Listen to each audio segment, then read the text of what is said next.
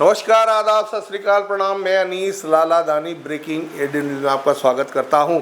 नगरीय निकाय चुनाव होना है, जिसके लिए पार्टियों ने अपने अपने प्रत्याशी मैदान में उतारने शुरू कर दिए हैं, जिनमें बसना नगर पंचायत अध्यक्ष पद, जो महिला अनारक्षित सीट है, के लिए भाजपा ने श्रीमती डॉक्टर खुशबू अभिषेक अग्रवाल को मैदान में अध्यक्ष पद के लिए उतारा है। यहाँ ये बताना लाजमी है कि खुशबू अग्रवाल आखिर है कौन। तो मैं आपको ये बताता चलूं कि क्षेत्र के नामी गिरामी किसी परिचय के मोहताज नहीं, डॉक्टर एन के अग्रवाल की बहू हैं। डॉक्टर अग्रवाल नर्सिंग होम के संचालक एवं मालिक भी हैं। पूरा इलाका इनसे परिचित है। भाजपा के कद्दावर नेता में से गिने जाते हैं। खुशबू अग्रवाल स्वयं एक डॉक्टर भी हैं। और आपको ये भी बताता चलूं कि बिना गुटबाजी के सर्वसम्मति से भाजपा का प्रत्याशी घोषित किया गया है। खुशबू अग्रवाल का मैदान में उतरना स्वयं अपने आप में विजयश्री की ओर इंगित करता है, जीत का इशारा देता है। ब्रेकिंग एडी न्यूज़ ने उनसे रूबरू होकर के बात की। उन्होंने बड़ी बेबाकी से हर बात का, हर सवाल का जवाब दिया।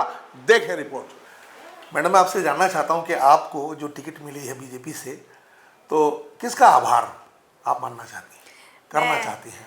इससे भारतीय जनता पार्टी के शीर्ष नेतृत्व में माननीय सांसद महोदया श्रीमती रूप कुमारी चौधरी, माननीय लोकप्रिय विधायक हमारे डॉक्टर संपत अग्रवाल जी, मेरे पिताजी डॉक्टर नंद किशोर अग्रवाल जी, मैं इन सब का तहे दिल से आभार करती हूँ, धन्यवाद करती हूँ इनको।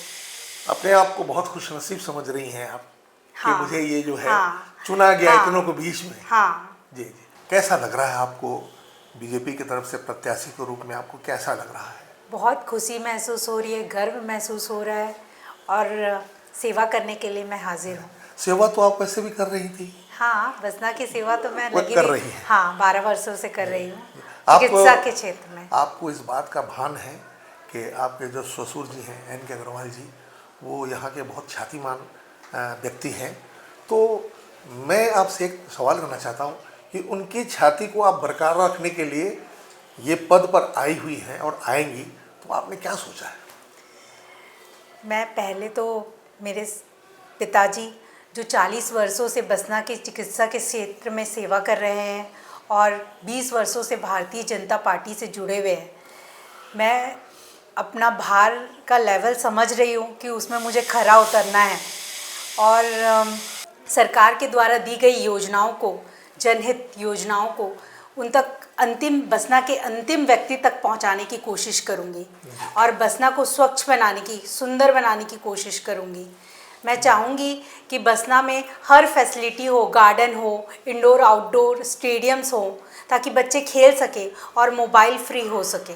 जी, मेरा दूसरा सवाल मैम, बसना में सदा से, हमेशा से पानी की समस्या रही है, तो आप उसको प्रायोरिटी में रखी हैं? हाँ, पानी, स्वच्छ पानी हर किसी को अवेलेबल हो। अभी गर्मी आ रही है तो मैं उसके लिए पूरी कोशिश करूँगी कि स्वच्छ पानी हर वार्ड में अवेलेबल हो, हर व्यक्ति के लिए।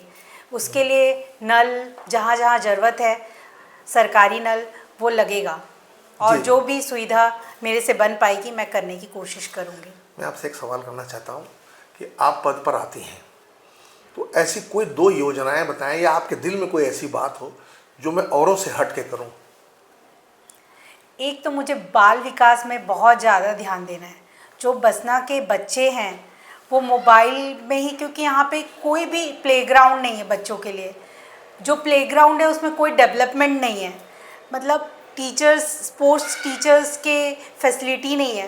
वो उस क्षेत्र में मैं बहुत ज़्यादा कोशिश करना चाहती हूँ कि बच्चे, छोटे जो बच्चे हैं जिनको हम अर्ली एज में पेरेंट्स से दूर भी नहीं कर सकते, उनको भी खेलने का मौका मिलना चाहिए। बस ना, मतलब जो आगे जो गांव के ही बच्चे जो स्पोर्ट्स में आगे जाते हैं, उनको वो फैसिलिटी बचपन से अगर थोड़ी सी भी मिले तो विकास अच्छा होता है। जी जी। अभी ज्वलंत एक समस्या रही है बसना नगर पंचायत में कि डबरी पार के जो दुकानों को तोड़ दिया गया है। निश्चित तौर पे ये प्रश्न आपको लोग कहेंगे और दोहराया जाएगा। आपके दिलो दिमाग में कुछ है उस मामले में? जो जनता के हित में है मैं वही काम करूँगी, जो भी उनके लिए अच्छा होगा, लाभदायक होगा, उनकी समस्याओं को समझकर उनकी कंटिन्यू शिविर्स लगाकर उनकी छोटी मोटी समस्याओं का निवारण करने की कोशिश करूँगी, जो मतलब अर्ली एज में ही उनका निवारण हो जाए, ताकि वो भी ज़्यादा बिगड़े ना।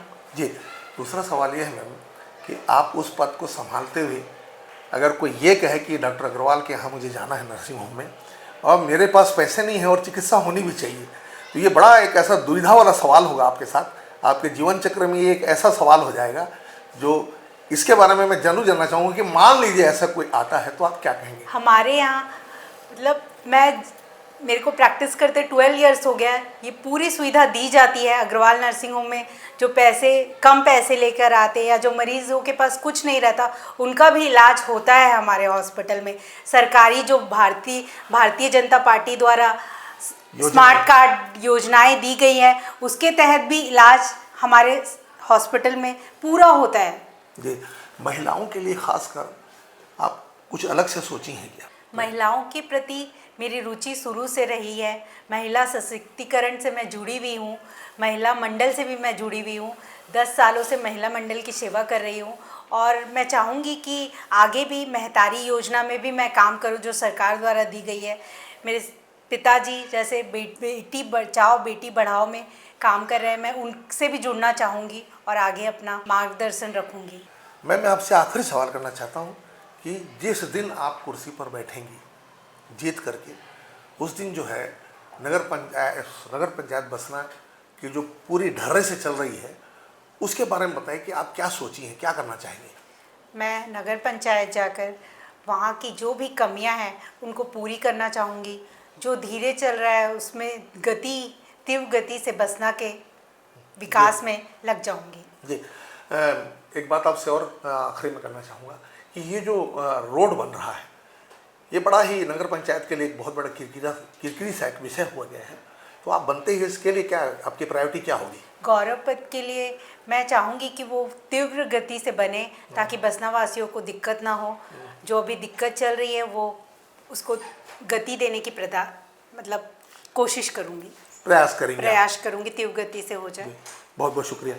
इसी तरह के समाचारों को देखने के लिए हमारे चैनल को सब्सक्राइब करें, वीडियो को लाइक करें और शेयर करना ना भूलें। कैमरा पर्सन अल्तमस आरिस के साथ मैं अनीस लाला दानी, नमस्कार।